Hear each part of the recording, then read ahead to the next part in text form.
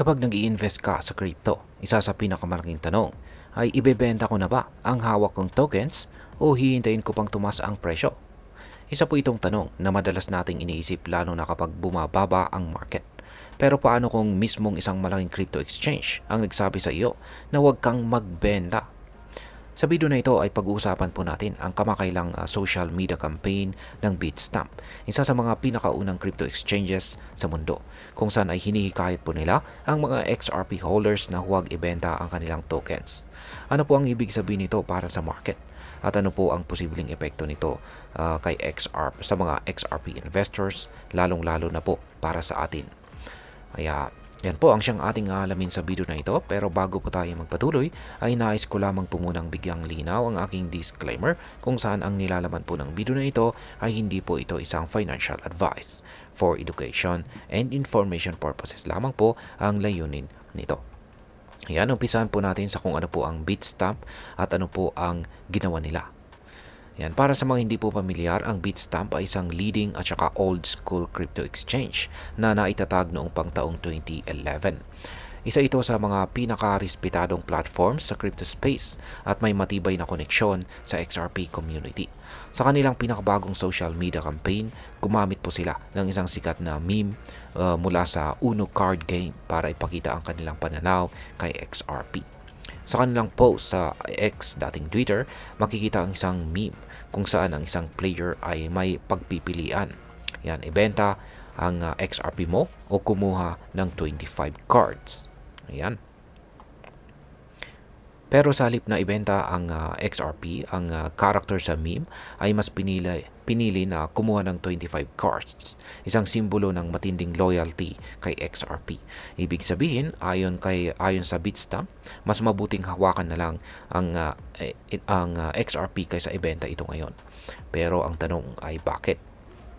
Ngayon, bakit nga ba mahalaga ang mensahe ito? Kung titignan po natin ang kasalukuyang market, bagsak ang presyo ng XRP sa loob ng nakaraang linggo. Bumaba po ito ng 21% at nawala ang critical level na $3 dahil sa market crash. Dahil dito, maraming investors ang nagpa-panic sell o nagbebenta ng kanilang hawak or holdings na XRP para maiwasan ang mas malaking pagkalugi.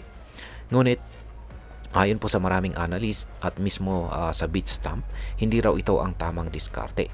Sa halip na magbenta, mas mainam daw na hintayin ang potensyal na price recovery na XRP. Ngayon ay may dalawang dahilan kung bakit naniniwala ang Bitstamp kay XRP. Una ay meron po itong matibay na support. Yan, matibay na support system. Malaking bahagi ng crypto community ang sumusuporta kay XRP. Kahit bumabagsak ang presyo, marami ang nananatiling loyal at patuloy na nag-i-invest dito. Pangalawa ay posibleng future price surge. Ayon po sa ilang analyst, may posibilidad na muling tumaas ang presyo ni XRP lalo na kung magkakaroon po ng positibong developments sa Ripple versus SEC case at adoption ng XRP sa iba't ibang financial institutions. Ngayon ay ang Bitstamp at ang iba pang mga exchanges ay meron ba silang nakikita na malaking potensyal? Yan, hindi lamang po si Bitstamp ang bullish o positibo kay XRP.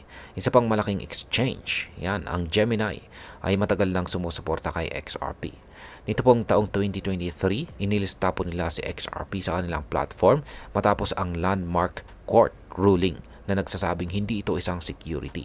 Isang desisyong nagbigay daan sa mas maraming adoption para kay XRP. At nitong November 2024, nang manalo naman si Pangulong Donald Trump sa eleksyon sa US, lumipad ang presyo ng XRP at muling nagpakita ng matibay na market presence. Dahil dito ay naglabas po ang Bitstamp ng isang rocket video na nagpapakita kay XRP na lumilipad pa itaas, isang simbolo na naniniwala po silang aangat pa ito. Ganito rin ang naging approach ng Gemini noong January 2024 kung saan ay naglabas po sila ng isang XRP faucet na nagbibigay ng 20 XRP tokens per day sa kanilang users sa loob ng isang linggo. Ang token na ito ay na dating nagkakalaga po ng $10 ay naging $48 na. Isang indikasyon na maaaring lumaki pa ang presyo ng XRP sa hinaharap. At ngayon ay ano naman po ang maaaring maging epekto nito para sa atin bilang mga Pinoy crypto traders at investors, lalong-lalo na sa mga interesado kay XRP. Yan, dahil po sa pangyayaring ito ay ano po ang maaaring maging epekto nito sa atin. Una ay ang paghawak o pagbibenta. Kung holder ka ng XRP, malamang nag-iisip ka kung dapat mo bang ibenta o hintayin ang future price surge. Ayon po sa Bitstamp at Gemini, mukhang mas mainam na hawakan muna ang iyong tokens kung kaya mong tiisin ang price fluctuations. Pangalawa ay ang tamang timing sa investment. Kung nagbabalak ka pong bumili ng XRP, maaaring ito po ang tamang pagkakataon habang mababa pa ang presyo. Pero laging tandaan, huwag mag-invest ng pera na hindi mo kayang mawala. At ang pangatlo ay ang pag-intindi sa market trends. Importante po ang edukasyon sa crypto trading. Huwag magdesisyon ng dahil lamang sa hype o memes. Mag-research, alamin po ang market trends at suriin ang fundamentals ng isang crypto asset bago po mag-invest. At yan, bilang panghuli ay ano naman ang aking masasabi tungkol dito. Yan, dito po sa mundo ng crypto, ang diskarte at pasensya ay mahalaga. Minsan ang market ay pabago-bago, pero hindi ibig sabihin na dapat tayong magpanic sell kaagad.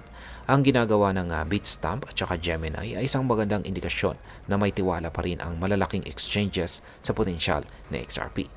Gayunpaman, hindi ito nangangahulugan na guaranteed na aangat ang presyo nito. Lagi po nating tandaan na sa crypto, walang kasiguraduhan, pero may oportunidad. At ayan, hanggang dito na lamang po tayo sa video na ito mga ka-crypto. Sana po ay inyong nagustuhan ang aking paliwanag sa video na ito. Kung inyo po itong nagustuhan, pakiclick lamang po ang like button nito. Marami pong salamat sa panonood, ingat po tayo lagi at God bless po sa ating lahat.